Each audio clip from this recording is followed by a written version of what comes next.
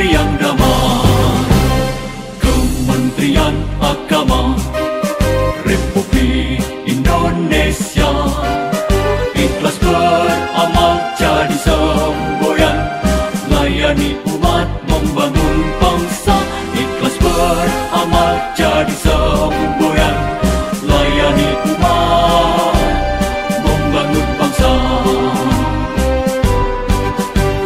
Berkhidmat untuk umat dalam keberagaman, bersatu padu bergerak dan berkarya, wujudkan negeri yang damai.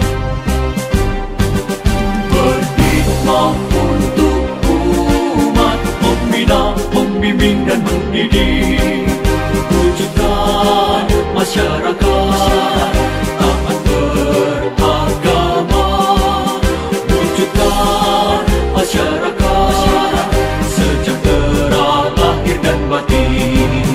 Berkhidmat untuk umat, membina, membimbing dan mendidik, mantapkan kerukunan umat dan antar umat beragama, beramal ma'ruf nahi munkar, jalani kehidupan.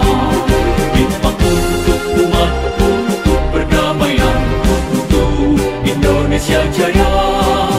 Khidmat untuk umat, untuk perdamaian, untuk Indonesia Jaya.